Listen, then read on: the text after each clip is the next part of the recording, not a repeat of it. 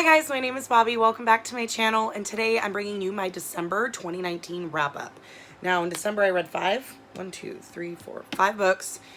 It was, a slower reading month, but five I think was better than last month, or did I read five last month? Oh shit, let me turn off my fan. There, now you won't hear that. But yeah, I read five books. It was kind of a slow reading month. I had my big chunky fantasy that I was reading, plus with the holidays and stuff like that. But I was all over the place in my genres, kind of all over the place in my readings as well. But let's get into it. First, we're going to talk about the behemoth that I'd been talking about in all my vlogs, and that's The Shadow of What Was Lost by James Islington. This is an adult fantasy, epic fantasy that I don't even know how to explain. It is about three people mostly. I can't even remember their names right now because I'm terrible. Oh, Davian, Asha, and Weir, and they are the three main characters, but there's so many different characters in this book.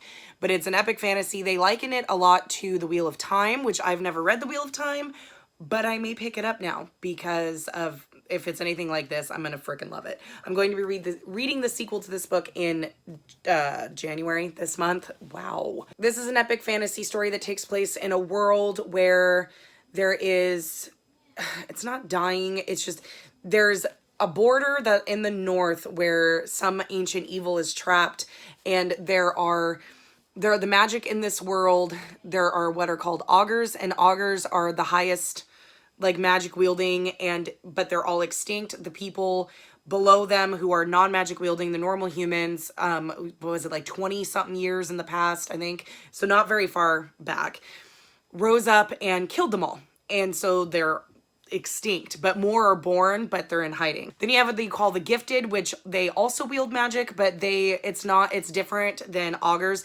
Like augurs can have prophecies, they can what else can they do? There's they can read minds, they can tell when you're lying. There's all these like, kind of specific bigger, what's an easy way to hold this behemoth above a book?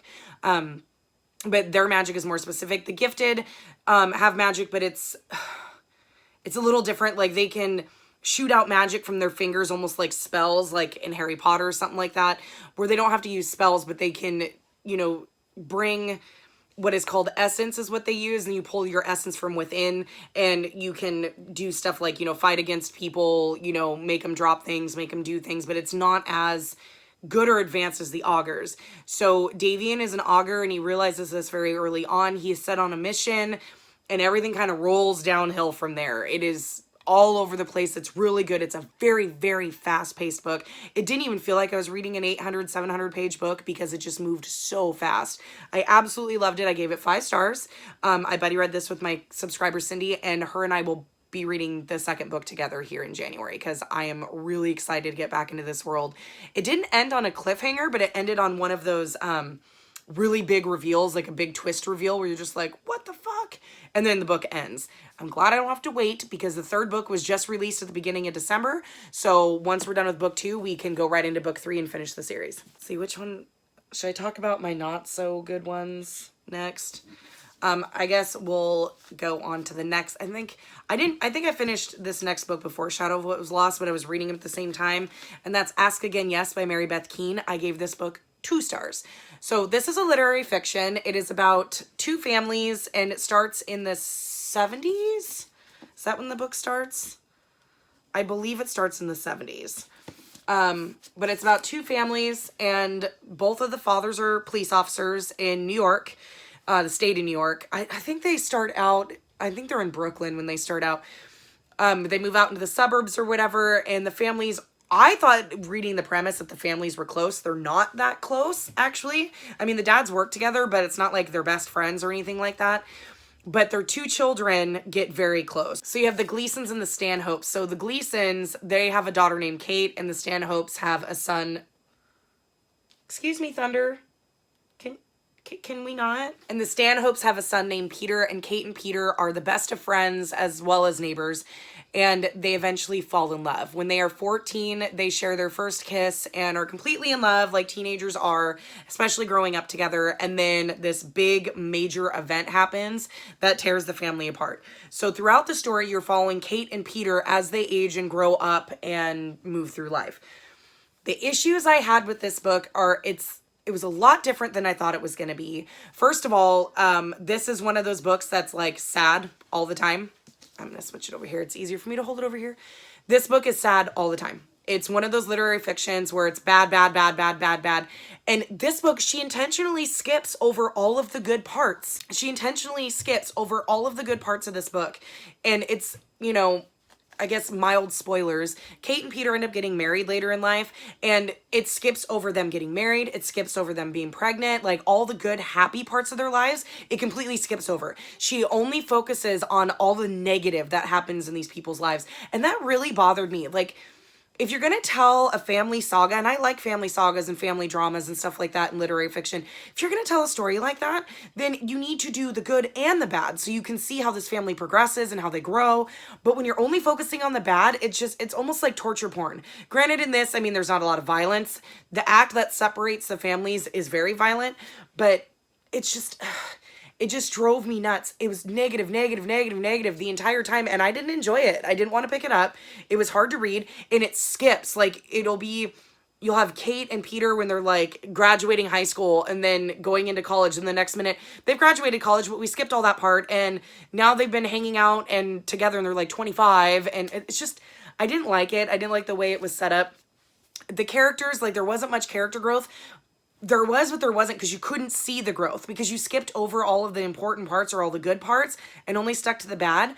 You missed a lot of their character growth, and it really bothered me. And I expected a lot more from this because this was rated really high on Book of the Month. It's like one of people's highest rated books. And I'm like, no, I didn't like it. This was, you know, all about the bad, didn't focus on the good. And I buddy read this with my subscriber, V, and she enjoyed it a lot more than I did. I was just like, she got upset because she was like, well, if you didn't like it, we could have put it down. And it wasn't that I wanted to DNF it per se. I was engaged enough in the story to want to keep figuring out like how Kate and Peter's story like would end and how it would go through. But even then the ending was like lackluster. It wasn't super satisfying. Like, I don't understand why everybody really loved this book. Vicky gave it 4 stars as well. She enjoyed it, but it was a 2-star for me. Like, I don't like literary fiction stories where I don't mind if it's bad. Like, I'm totally fine with like negative, you know, trigger warning, like stuff like that where all this bad stuff is happening, but you got to put the good in there as well. You can't just focus on the negative because then what's the point? Like, what's the point? I don't like that. It's not fun. It wasn't fun for me to read. And I wouldn't necessarily recommend it. If you're really into literary fiction, I guess go ahead and try to pick it up if you like family dramas, because this is very much family drama and like a family saga and how 2 families really intertwine together. But it just didn't do it for me. Next on my list was another buddy read, because I was doing all the buddy reads apparently in December. I did 3 buddy reads, and that was my buddy read with Vicky, and we buddy read Winter Garden by Kristin Hannah. Now this is my 3rd Kristin Hannah. I still have The Great Alone on my shelf that I have not read yet. Vicky has read The Great Alone and the other 3. This is our 2nd Kristin Hannah that we've read together. We also read Firefly Lane together. This is a lot like The Nightingale, only about Russia, kind of. So, I mean, it's a lot smaller, obviously, than The Nightingale. The Nightingale was World War II France, and you had a tiny little bit in the present day, and then the rest was in the past about 2 sisters and all that stuff and how they dealt with the war in France. This, I thought, was going to be similar to that, where we get a little bit of present day, and then the rest is going to be about World War II in Russia, and that's what I wanted. After reading The Huntress and falling in love with Nina and the Russian history part of the World War II, that's what I wanted. I wanted more of that. I did not get it. I did, but I didn't. This focuses more on mother-daughter relationships and the present day than it does the history part of the book. The history part didn't kick in until about 250 pages in, and that is more than halfway through this book. This book is only 400 pages, not even. Oh, okay, 391. So this is almost 400 pages. History didn't kick in till 250 pages in. So if you're looking for like, you know, her normal historical fiction, this isn't really it. I mean, it is slightly, but it's more about these two daughters and trying to form a relationship with their mother. So the two daughters are Meredith and what's her name? Meredith is the main character. Her sister Nina is in it too. So Meredith took over the family business. This takes place in the Pacific Northwest, which I enjoyed because a lot of the places that they talked about, I know. But it takes place in the Pacific Northwest. The family runs an apple orchard. And so Meredith took it over when her dad retired. Her mom, Anya, is Russian and is kind of a hateful bitch. She was never very loving with her daughters. She treated them like shit and ignored them and really kept them at a distance. And their dad kept saying that, you know, to give her a chance, you know, and eventually someday she needs to tell you her story. Thunder! And so the girls are just kind of like, yeah, whatever, dad. Like, that's a bunch of shit because, you know, their mom has treated them like garbage for so long. And then you have Nina, who is a famous photographer. She travels all over the world and does photography for like Time Magazine, National Geographic, stuff like that. When we first meet her, I believe she's in Africa. I want to say Africa, the Middle East, somewhere dangerous because there's gunfire and shit like that. But she is a very famous photographer. Their dad gets sick. He has a heart attack and dies. So Nina comes home and so now these two women who are grown and are stuck with their mother who doesn't ever really talk to them or engage with them at all. And they're trying to figure out how to get to know her. And their dad always said, listen to her stories. And their mother told them a story when they were young and growing up, a fairy tale, it wasn't a Russian fairy tale, but a fairy tale that they think has something to do with her past. And come to find out it does. The entire fairy tale that she was telling was actually her past. So about 250 pages in, they, you know, tell their mom, you need to tell us your story. We want to learn more about you. So she starts telling her story of growing up in Leningrad, Russia, which Leningrad is now St. Petersburg, Russia. And so it tells the story of the siege of Leningrad, which took place during World War II. And it is very, very devastating. Like, I researched it a little bit and that's what I wanted. Like, it is such a sad story. The siege of Leningrad is a very, very sad story. Hundreds of thousands of people died. And I guess Russia was really good at sweeping it under the rug and not really talking about it. Because Leningrad was kind of really sequestered and they relied on planes and trains to bring them supplies and stuff like that. And being so far out, and they had one of the worst winters in Russian history, and so many people died of starvation and freezing to death, and it was just terrible. And so she tells her story, and she has two children that the sisters have never met, and so you learn about them and her husband that she had back then, and all of that, and what happened to them, and what they went through. And I wanted more of that. I think it was more glossed over. It was like moving really quick, like as she's trying to get her story out, and was focusing on her telling her story, how it reconnected with her daughters. And that bothered me. I wanted more of the history. Instead of her telling the story, I wanted it to be more like The Nightingale, where you're actually put back in that time and the story flows from that time instead of somebody telling it to you. I wanted more of that and I didn't get it. If they were to cut out if she were to cut out 100 pages of the mother-daughter traveling, you know, like jibber-jabbering about their dad, you know, for 100 pages that we didn't need, if they were to cut that out and put more into the history part of it, I probably would have enjoyed this a lot more. I gave it 3 stars. Like, it wasn't terrible, but it wasn't really what I was looking for. But, like, if you want to know anything or a little bit, get a little taste about the siege of Leningrad, like, this might be a really good choice because it's not sugar-coated, but it's not as harsh as it could be either. I mean, listening to what she went through, and her name actually isn't Anya, it's Vera or Veronica, but she changed her name when she came to the States. It's really heartbreaking. It's really, really sad, like what these people went through and the fact that Russia just kind of shoved it under the rug and just didn't talk about it. But I mean, it gave me a little bit of what I wanted, but I just wanted a little bit more. Okay, I guess we'll end on a good note. I have 2 more because, yeah, I guess one on a good note, I'll talk about the bad one next that I read, and that's The Wives by Taryn Fisher. And I was really disappointed with this one. I like Taryn Fisher. If you want to read a good Taryn Fisher, read Bad Mommy.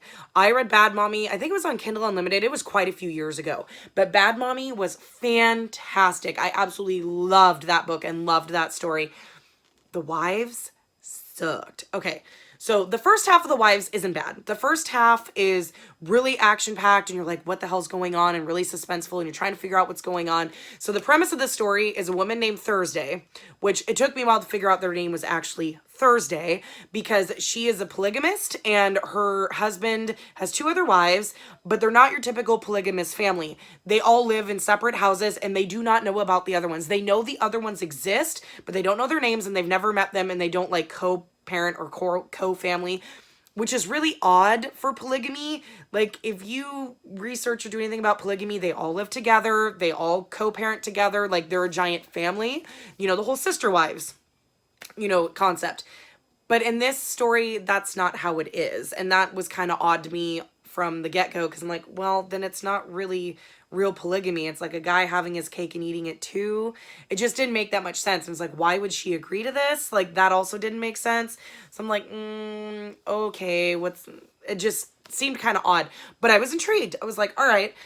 So she has her husband Seth and she only sees him on Thursdays. That's why I didn't realize her name was actually Thursday because he calls the other wives Monday and Tuesday because he doesn't tell her their names. So I was kind of confused. So the first half was really good. She discovers a piece of paper in her husband's pocket with the name Hannah on it. And so she figures out that's one of the wives. She thinks it's Monday. So she travels to where Monday lives and accidentally meets her and sees some bruises on her arms and wonders if is her husband really who she thinks he is. That she lives in Seattle. Thursday lives in Seattle, but her husband and other 2 women live in Portland. It did a trope that I absolutely cannot stand in thrillers. So mild spoiler because I'm going to tell the trope and the trope does kind of it kind of spoils it a little bit. So fast forward about 10 seconds if you don't want to know what the trope is. Okay, here we go. Spoilers coming now.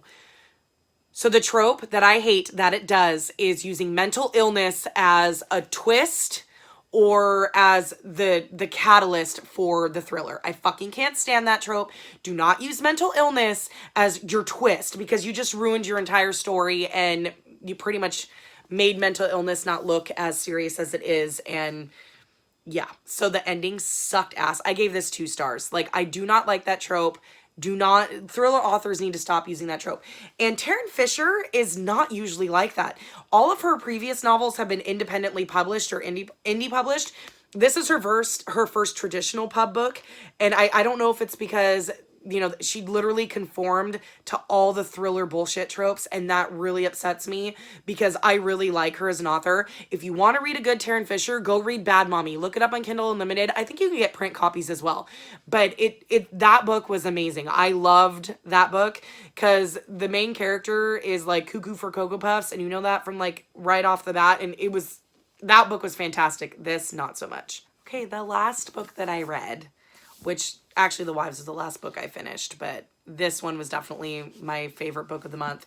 Well, Shadow of What Was Lost is right in there, and that's Ninth House by Leigh Bardugo. I talked at length about this in my favorites of the year. I don't know if I want to go super deep into it again, but maybe I will because I don't know if all of you have watched my favorites of the year. But this book was absolutely amazing and I gave it 5 stars, absolutely loved it, and I can't wait for the series to continue. So Ninth House is a story about Galaxy Stern, who goes by Alex, and she is given a full ride scholarship to go to Yale to work for the Leith House or Leith House. Like, I don't know how you pronounce it. I think it's Leith House, but I'm not sure. And they are the Ninth House, and she is to go work for them, and they watch over all the secret societies. Now, the thing with Ninth House is a lot of people they either love it or they hate it. There's no real in between. The only person who fell in between was Melanie from Mel to the Any. Most people either love it or hate it. It's either 5 stars or 2 stars or whatever. People DNF'd it. Now, I think the problem with this one that a lot of people have is if you read Leigh Bardugo's YA stuff, and you come into this, you're probably gonna fucking hate this. This is nothing like her YA stuff. I read the first book in the Grisha trilogy and I fucking hated it. It was very tropey. It was just kind of, ugh. It was like ho-hum. I just didn't care for it. This is nothing like that. This is her first adult novel and it was fucking fantastic. So I'm going to set this down because I apologize. I worked a graveyard last night and my back is killing me and my arms are killing me and I'm tired. So roll with it. So Ninth House.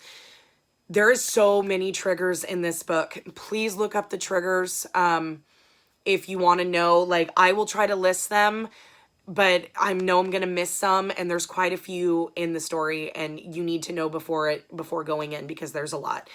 So Ninth House is an adult book.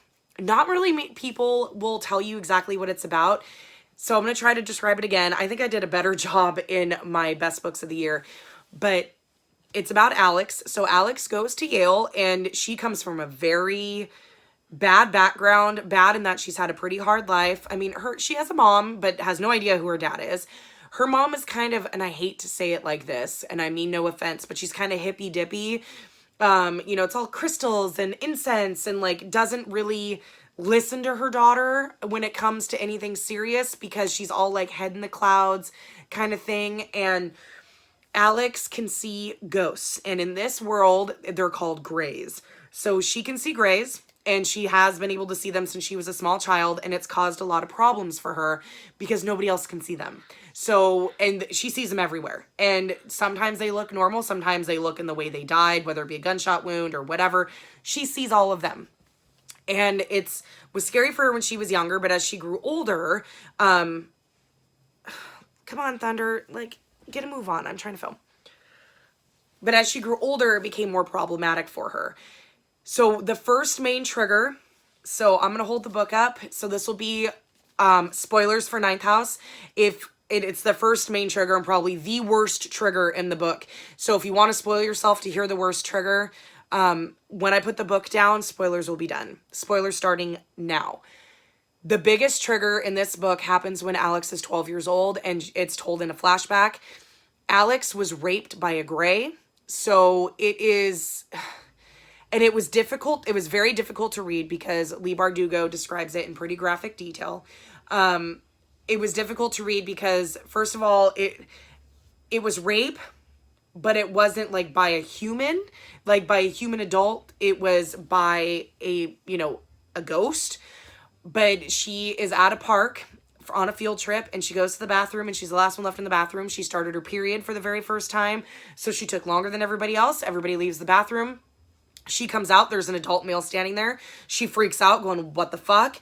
And then realizes she can see through it and go, oh, it's just a gray, no big deal. So she actually walks through him and thinks nothing of it, goes to wash her hands.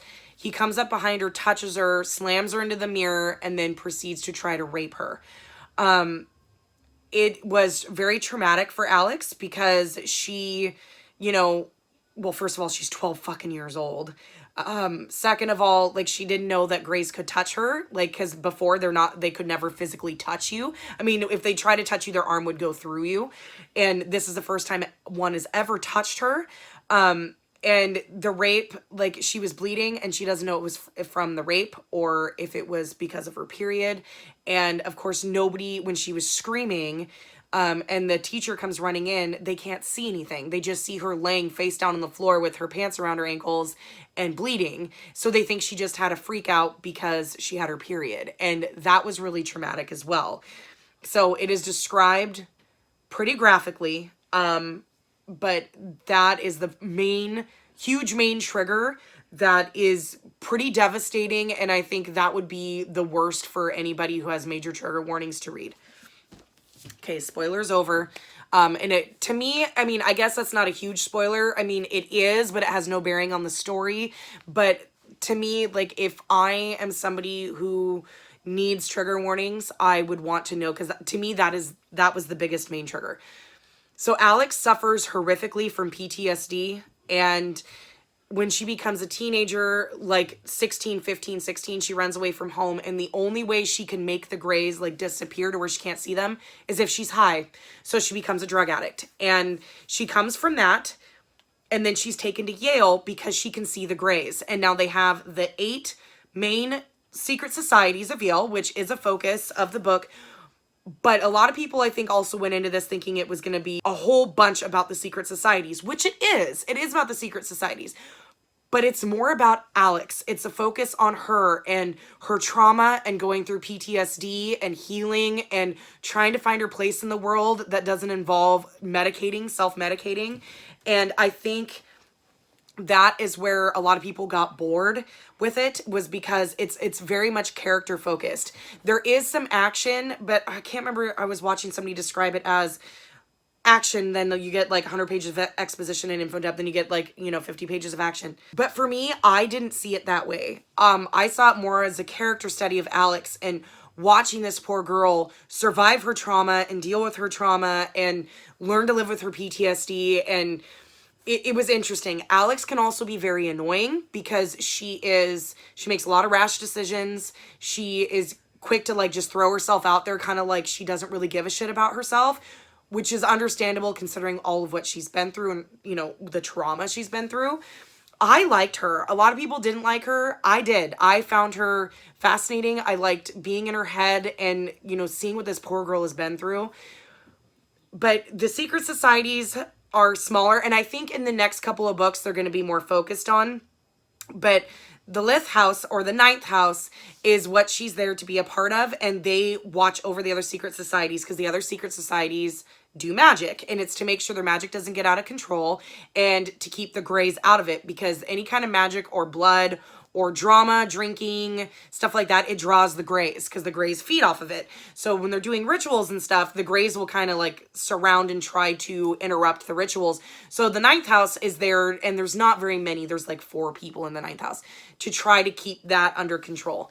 She has a mentor named Darlington, who you find out very quickly is now missing. And so you jump back in time to when she first got there in the fall and watched him train her. And then winter is present day and then goes into early spring. So you kind of go back and forth. So you learn about how she got there and, you know, you learn about Darlington and his personality and then what's going on now. You also have a murder mystery that's happening that happens right at the beginning, and they're trying to figure out, and Alex is trying to figure out, does it have to do with the secret societies, or is it some random murder or whatever? And that is kind of goes into play as well, and then it gets really intricate, and all this stuff starts happening. I really loved it. I think people are expecting like a super fantasy, and to me it's not it is kind of a fantasy. To me, it's an urban fantasy, a paranormal urban fantasy. Takes place in present day. It takes place in our world, just a little bit alternate version of our world because there's magic and ghosts and stuff like that. But it's an urban fantasy and it's a paranormal. It focuses a lot more on the ghosts than it does anything else. And because, well, Alex is our main character. I loved it. I thought it was an amazing story. Leigh Bardugo's writing is amazing. So if you want to pick up Ninth House, just go into it knowing exactly what it is and what you're getting into. It is more of a character study. It's a paranormal urban fantasy. There is secret societies and you do delve into it and they do stuff with them, but it's not just all about them. I mean, it is, but it isn't. It's more about Alex and her coming to terms with her past and stuff like that. And there's definitely a ghost story, and that is very central as well. So go into it knowing what it is for what it is. And there are major, of course, trigger warnings. So there's trigger warnings for rape of a child, body invasion by paranormal, date rape, videotaping while on a date rape drug without consent, physical assault, sexual assault, murder, bloodletting, blood rituals, evisceration for a ritual. There is a scene where one of the secret societies literally has a body, like an abdomen open, like they would in surgery, to try to see the future. So it is described in detail. Ghosts, drowning, drug use and drug abuse, prostitution, graphic violence. There's a lot. Melanie from Mel to the Any, if you look at her review on Goodreads, she lists all the trigger warnings, and because I know I've forgotten some. But I absolutely loved it. I thought it was a fantastic book. I loved Alex Stern. I liked learning about her and like living her story. So I will definitely be continuing on. The only shitty thing is, have to wait for till 2021 to get the next book in the series. And from what I understand, it's supposed to be 4 to 6 books maybe. So it's a series, not a trilogy. But I absolutely loved Ninth House. I just wanted to try to give you guys as much information as possible without spoiling it before you go in, because I don't think people have been describing it that well on YouTube. I think I described it a little bit better in my favorites of the year, but that's probably the best I can do. That gives you a good solid foundation to go in if you want to read it. If an urban paranormal fantasy that focuses heavily on a very flawed character who's been very traumatized and has PTSD, if that doesn't sound like appealing to you with a dash of secret societies, then probably steer clear. If you're looking for something that's a lot more like Leigh Bardugo's YA, definitely don't go anywhere near this book. You'll fucking hate it. But I absolutely loved it, and I gave it 5 stars, and it's one of my favorite books of the year. Okay, guys, that's it. That is my December wrap up. I only read 5, but I'm hoping to read a little bit more this month. All over the board. 2 really great books with Ninth House and Shadow of What Was Lost, and that's a huge chunker. 1 kind of middle of the road and 2 kind of stinkers. I am not going to do, this will come out first, so I'm not going to do a disappointing or worst reads of the year. Because I DNF so much, I don't have any worst reads because I DNF. And all of my worst reads would be like 3-star books and a couple 2 stars. And it's not like something I can rant about. If I'm going to do worst books of the year, I want to be able to rant. I could do most disappointing, but I made a list and I'm just not into it. It's just not something that I'm going to enjoy filming because I don't really have that much to say. And it sucks when you're holding up a book and you're like, yeah, I didn't like this one. Just kind of wasn't my jam. And then you do that with every single one. It's just kind of eh. But, you know, I read a couple really good books. Can't wait for the sequel to Ninth House. Gonna read the sequel to Shadow of What Was Lost this month. But yeah, that's it. Please let me know in the comments down below if you've read any of these books, what you thought of them. And I will see you in the next one, which will be my top books of the decade. Bye.